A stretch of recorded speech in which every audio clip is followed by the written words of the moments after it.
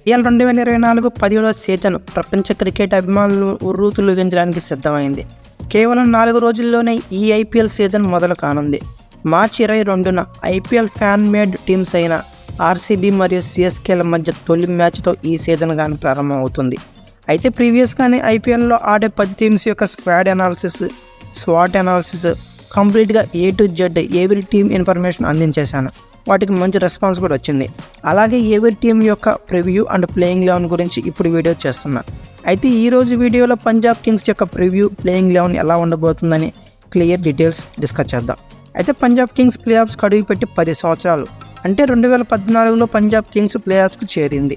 ఇక తర్వాత అక్కడి నుంచి మరోసారి టాప్ 4లో ర్యాంక్ పాయింట్స్ టేబుల్ని టచ్ కూడా చేయలేకపోయింది పంజాబ్ కింగ్స్. అయితే అప్పటి నుండి కెప్టెన్స్ మాత్రం మారుతూ వచ్చిన పంజాబ్కి అయితే బెటర్ రిజల్ట్ అయితే రాలేదని చెప్పుకోవాలి. ఫస్ట్లో మయాంక్ అగర్వాల్, తర్వాత KL రాహుల్ ఇలా మార్చుతూ శిఖర్ ధావన్ ఆడించింది. అయితే IPL 2024లో కూడా కెప్టెన్ శిఖర్ ధావన్ అలాగే head coach Sanjay Bangar as యూజువల్గానే కంటిన్యూ కానున్నారు. అయితే ఈసారి శిఖర్ ధావన్ ఏమైనా పంజాబ్కి టైటిల్ అందించగలడా అంటే అందించవచ్చు అని చెప్పవచ్చు. ఎందుకంటే ఈ సీజన్ దాటితే మెగా ఆక్షన్లో ధావన్ను తప్పించే అవకాశం లేకుండా పోలేదు. అలాగే టీమిండియాలో ప్లేస్ కోల్పోయిన Dhawan so I think this season last season అనే చెప్పుకోవాలి. అయితే పంజాబ్ కింగ్స్ ప్లేయింగ్ 11 ఎలా ఉండబోతుంది? Mainly talk about Shikhar Dhawan. Previous సీజన్లో శిఖర్ ధావన్ దుమ్ము దులిపేశాడు, నో డౌట్ అనే చెప్పుకోవాలి. అంతకుముందు సీజన్లో కంటే 2023 సీజన్లో మాత్రం లిటరల్లీ ధావన్ ఈజ్ బ్యాక్. ఆడిన 11 మ్యాచ్ల్లో 373 పరుగులు చేశాడు, యావరేజ్ అయితే 42. అలానే స్ట్రైక్ రేట్ నియర్లీ 143. ప్రీవియస్ సీజన్లో SRH మీద కొట్టిన 95 రన్స్ అయితే సూపర్ ఇన్నింగ్స్ అని చెప్పాలి. ఇలాంటి అగ్రెసివ్ బ్యాటింగ్ కనుక ఈ సీజన్లో కూడా ధావన్ కంటిన్యూ చేస్తే పంజాబ్తో అంత ఈజీ అయితే కాదు అపోనెంట్ టీమ్స్కి. అయితే next inform batter opener Prabhsimran Singh. Previous సీజన్లో టాప్ గేర్లో బ్యాటింగ్ చేశాడు. ఆడిన 14 మ్యాచ్ల్లో కూడా 358 పరుగులు చేశాడు, 26 యావరేజ్తో. స్ట్రైక్ రేట్ అయితే ఏకంగా 150 పైన ఉంది. అయితే ప్రభ్సిమ్రాన్ సింగ్కి ఓవర్సీస్ ప్లేయర్ అయిన జానీ బెస్టో నుంచి కొంచెం కాంపిటీషన్ ఉంది. అయితే ప్రీవియస్ సీజన్లో ధావన్ మరియు ప్రభ్సిమ్రాన్ సింగ్ పేరు సక్సెస్ అయింది కాబట్టి ఖచ్చితంగా దాన్నే కంటిన్యూ చేసే అవకాశం ఉంది. అయితే ఫస్ట్ డౌన్గా జానీ బెస్టో వచ్చే అవకాశం ఉంది. మొన్న జరిగిన టెస్ట్ సిరీస్లో బెస్టో అట్టర్ ఫ్లాప్ అయ్యాడు.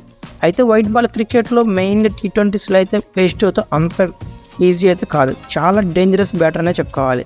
అయితే SRH తరఫున ఆడినప్పుడు వార్నర్తో కలిసి చెలరేగిన ఇన్నింగ్స్లు బెస్టో చాలానే ఉన్నాయి. సో ఫస్ట్ డౌన్తో జానీ బెస్టోతో రావచ్చని నా ఒపీనియన్. తర్వాత లియామ్ లివింగ్స్టోన్ మరొక ఓవర్సీస్ బ్యాటర్, అలాగే స్పెషలిస్ట్ T20 ప్లేయర్ అనడంలో ఎటువంటి సందేహం లేదు. స్పిన్ బౌలింగ్లో కూడా పంజాబ్కి హెల్ప్ అయ్యే అవకాశం ఉంది కాబట్టి ఈ ప్లేయర్ కూడా ప్లస్ అయ్యి. ఇక తర్వాత 5th స్పాట్ కానీ 6th స్పాట్ కానీ ఏదైనా సిచ్యువేషన్ బట్టి భర్తీ చేయగల player wicket keeper Jitesh Sharma. 2023లో IPLలో కొన్ని ఫినిషింగ్ ఇన్నింగ్స్లు అయితే ఎక్సలెంట్గా ఆడాడు, మ్యాచ్లు కూడా గెలిపించాడు. వీటి వల్లే ఇండియా తరఫున T20లో డెబ్యూ చేశాడు జితేష్ శర్మ. తర్వాత స్పాట్కి వచ్చేసరికి మంచి కాంపిటీషన్ ఉంది ఓవర్సీస్ ప్లేయర్స్ నుండి. ఒకటి సికిందర్ రాజా 50 లక్షల ప్లేయర్, మరొకరు 18 కోట్ల 50 లక్షల ప్లేయర్ శామ్ కరణ్. అదే శామ్ కరణ్ కంటే ప్రజెంట్ ఫామ్ బట్టి డెఫినెట్లీ సికిందర్ రాజా బెటర్ అని చెప్పడంలో సందేహం లేదు. ఎందుకంటే IPL 2023 దగ్గర నుండి శామ్ కరణ్ 59 మ్యాచ్ల్లో కేవలం 153 పరుగులే చేశాడు, యావరేజ్ కూడా 23 మాత్రమే. వికెట్స్ కూడా 59 మ్యాచ్ల్లో కేవలం తీసిన 49 మాత్రమే. ఎకానమీ కూడా బాగా ఎక్స్పెన్సివ్గా ప్రూవ్ అవుతున్నాడు, నియర్లీ 10. సో సికిందర్ రాజా మంచి ఫామ్లో ఉన్నాడు. సో నాకు తెలిసి స్పిన్ యూనిట్ పరంగా కూడా పంజాబ్ వీక్గా ఉంది కాబట్టి సికిందర్ రాజా వల్ల ఒక స్పిన్నర్ యాడ్ అయ్యే అవకాశం ఉంది ప్లేయింగ్ 11లో. అయితే పంజాబ్ స్పిన్నర్స్ రాహుల్ చహర్ అలానే హర్ప్రీత్ బౌర్ విలియం పెద్దగా ట్రిక్కీ బౌలర్స్ అయితే కాదు, అలానే వికెట్స్ తీయగలిగే సత్తా ఉన్న బౌలర్స్ అయితే అంతకంటే కాదు. సో సికిందర్ రాజాని తీసుకుంటే ప్లేయింగ్ 11లో యాడ్ అయ్యే అవకాశం ఉంది కాబట్టి స్పిన్ పరంగా ఈ పంజాబ్ కొంచెం ట్రాక్లో పడే అవకాశం ఉందని చెప్పుకోవాలి. ఇక పేస్ యూనిట్లో పంజాబ్ కింగ్స్ కొంచెం ట్రాక్లో ఉందని చెప్పుకోవాలి. ఎందుకంటే మొన్న మినీ ఆక్షన్లో 11.75 కోట్లు పెట్టి హర్షల్ పటేల్ని బై చేసింది పంజాబ్ కింగ్స్. ఇది కొంతవరకు ప్లస్ పాయింట్, ఎందుకంటే Harshal Patel death specialist. Previous సీజన్లో 14 మ్యాచ్ల్లో 14 వికెట్లు మాత్రమే తీసి ఫుల్ పెర్ఫార్మెన్స్లో ఉన్న 2021లో 32 వికెట్లతో purple cap owner Harshal Patel.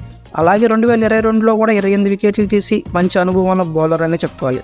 So ఇతనితో పాటు లెఫ్ట్ హ్యాండ్ పేసర్ అయిన స్వింగ్ బౌలర్ హర్షదీప్ సింగ్ ఖచ్చితంగా యాడ్ ఆన్ అని చెప్పుకోవాలి పంజాబ్ కింగ్స్కి. ఇక ఓవర్సీస్ ప్లేయర్ నుండి పేస్ బౌలర్కి మంచి కాంబినేషన్ ఉంది. అదే ఒకటి రబాడా, రెండవ వచ్చేది నాథన్ ఎలీస్. అయితే నాథన్ ఎలిస్ మంచి ఫామ్లో ఉన్నాడు రబాడా కంటే. ఎందుకంటే ఐపీఎల్ 2023 నుంచి 16 టీ20లు ఆడిన రబాడా 16 మ్యాచ్ల్లో కేవలం 16 వికెట్లు తీశాడు. ఎకానమీ అయితే 9.33 ఎక్స్పెన్సివ్గానే ఉంది.